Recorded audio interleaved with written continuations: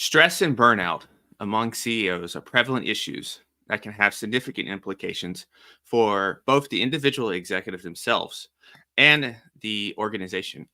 In fact, the stress of a CEO role or the founder role, these can all have serious consequences for your physical and your mental health. Research has shown that CEOs and entrepreneurs are more likely to experience heart problems such as high blood pressure, heart disease, and mental health issues such as depression and anxiety. And in this episode, in this live, we are going to share 4 foundational tips to handling this type of executive stress. And with that said, welcome to Executive Health and Life. I'm your host, Julian Hayes II. Thank you for joining me for another episode. And so, as I mentioned, when it comes to being a CEO or being an entrepreneur, and you're leading in today's dynamic and competitive business world, oftentimes the feelings that arise can start to feel like you're orchestrating this high stakes symphony in front of thousands. And while it's not a literal performance in front of the thousands, the continual complexities, the changing landscape of business can leave a lot of us business owners, a lot of us CEOs out there feeling as if we are actually conducting this high stakes symphony due to the necessary strategy, the resilience, the pressure, and the adaptability that's required for success. And speaking of high stakes and pressure, discussions of workplace stress has intensified in recent years, and this actually runs parallel to the growing emphasis on employee well-being initiatives. But one critical piece remains overlooked, and that's the actual CEO's well-being. Many CEOs, and you can definitely throw founders into this mix as well, they succumb to burnout due to these weight of these expectations and pressures on ourselves. In 2023, a record number of CEOs left their positions. And there was an unfortunate stat even within that revealed that 19 CEOs tragically passed away while in the office. So the relentless demands of the C-suite, it's a breeding ground for exhaustion, turnover, and stress. With 75% of C-suite executives seriously considering quitting their jobs for better well-being support, according to a Deloitte and Workplace Intelligence survey. CEOs, and once again, I would throw founders in here as well, work an average of 62 and a half hours a week. And this is not including requests outside the office. And this isn't going to lessen anytime soon, nor really should it, because this comes with the task. This is part of the responsibilities that comes with these types of positions. So 70% reported working on weekends, 89% were working during vacations. And so we hear this word burnout. It's thrown around a lot. I'm feeling burnout. But what exactly is burnout?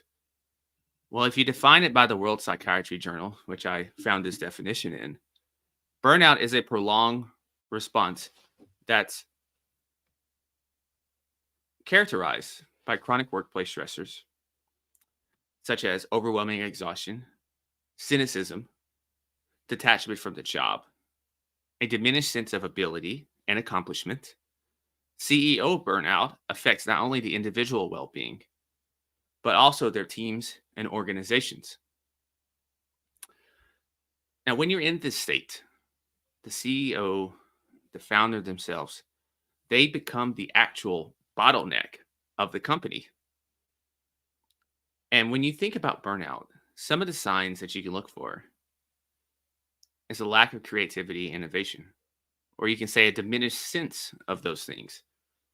You can say irritability and overall lower emotional intelligence, difficulty focusing and making decisions, indifference towards your work, indifference toward the mission, a mental, emotional, a spiritual, and of course, a physical exhaustion is probably going to follow suit.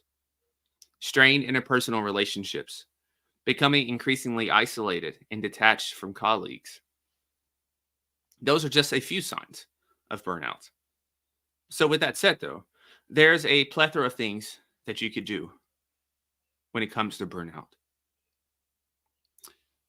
But in my experience, and just through observation, there are some core habits and practices that are sounding pretty simple, but sometimes the simplest things are the hardest things to actually consistently adhere to. The simplest things are actually the hardest things at times to execute on. But these four habits that I'm getting ready to share here will go a long way toward helping you with your overall executive wellness while managing potential burnout. And so, with that said, let's get started with point number one, and that is to simply prioritize intentional exercise and daily movement. So, so regular exercise, of course, it's going to improve our physical health, but it's also going to improve our emotional resilience. It's going to improve our mental health and our overall cognitive performance. A study published in the Journal of Cognitive Neuroscience found that individuals' memory improved after 6 weeks of short bouts of interval training lasting 20 minutes. Lastly, a 2021 study published in Physiology and Behavior found that aerobic exercise could help individuals recover from mental exhaustion through cognitive flexibility, motivation, and overall well being. And beyond just this research here that I just shared, practically speaking, and one of the best benefits for me, exercise provides an outlet to essentially exfoliate a lot of our daily frustrations, removing not only the stressors of running a company, growing a company, dealing with people, but also any sort of negative energy that's bubbling up inside of us, maybe negative people around us. Exercise is a great exfoliator for those things. And it's a more productive exfoliator compared to other things that you would see individuals do, such as maybe illicit and other illicit behaviors. So I want to go to point number two here on this list, and that is going to be to prioritize sleep. And I don't like to sleep, but I definitely adhere to sleep because I need to. My biology needs me to.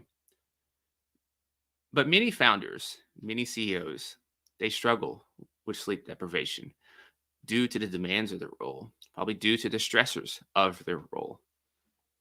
I've read on a past report that around 43% of CEOs reported getting less than 6 hours of sleep per night on the weekdays.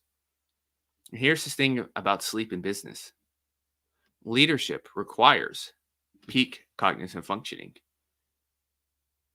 So, sleep is an indispensable tool, it's a necessary tool because even moderate levels of sleep deprivation, as indicated by a study in occupational and environmental medicine, showed that this can impair your cognitive abilities. And over time, this can be akin to someone being legally intoxicated.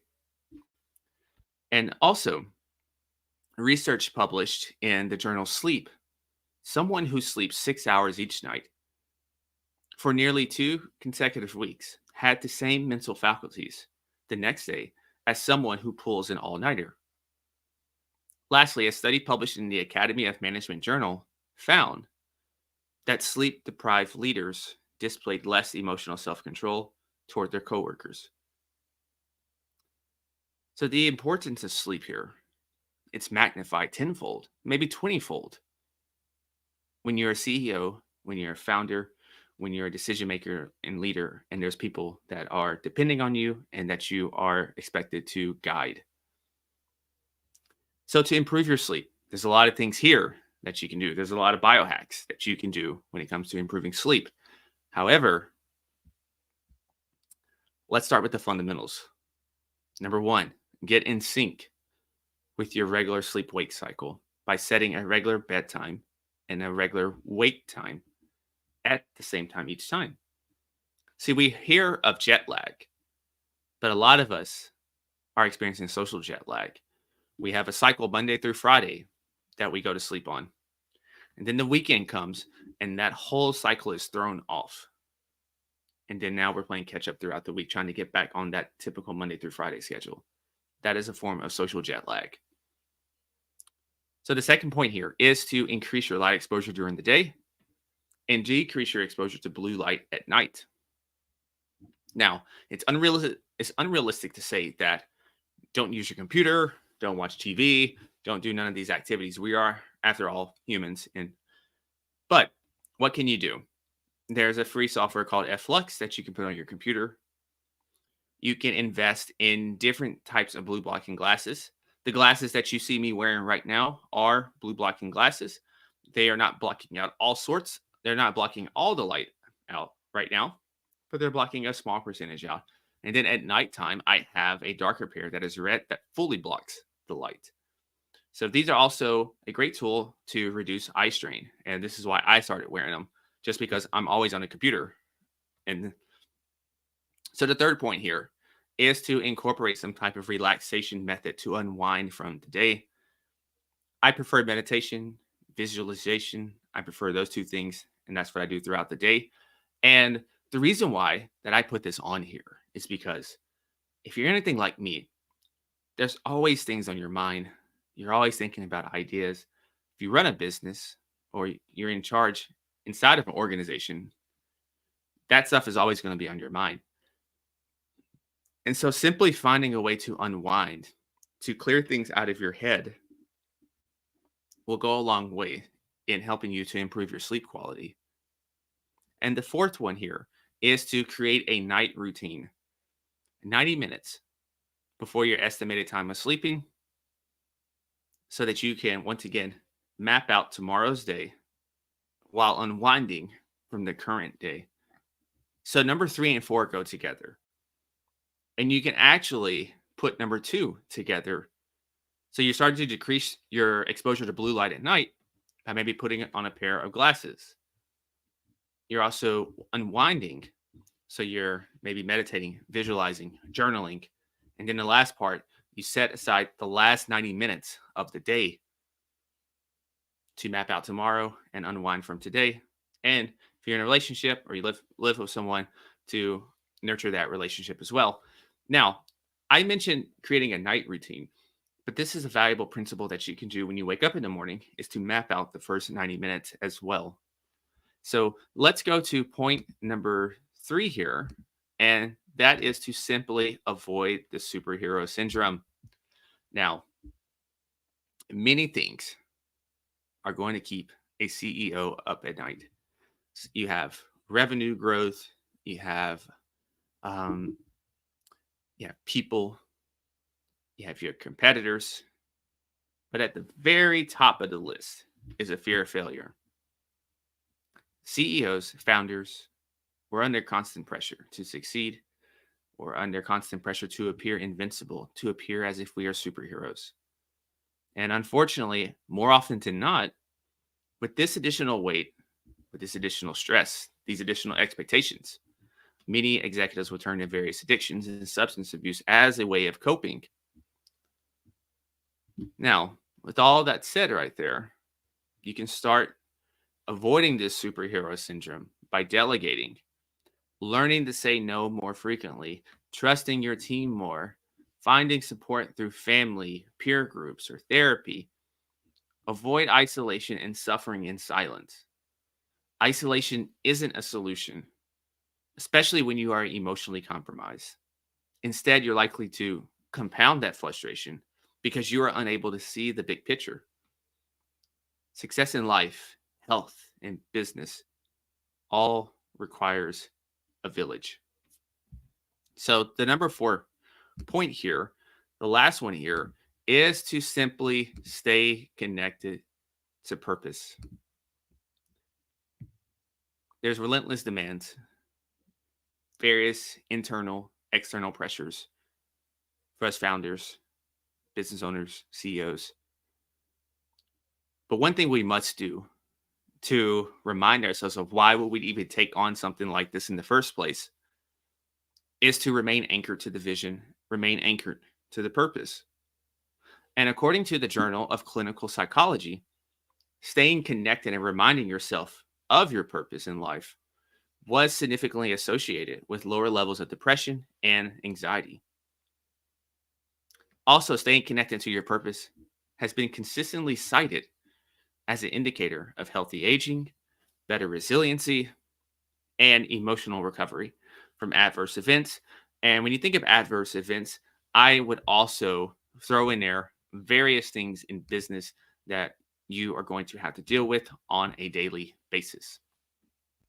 So, as we land this ship, when we think about from vision to developing culture, CEOs, founders, business owners, we are the linchpins of this organizational success.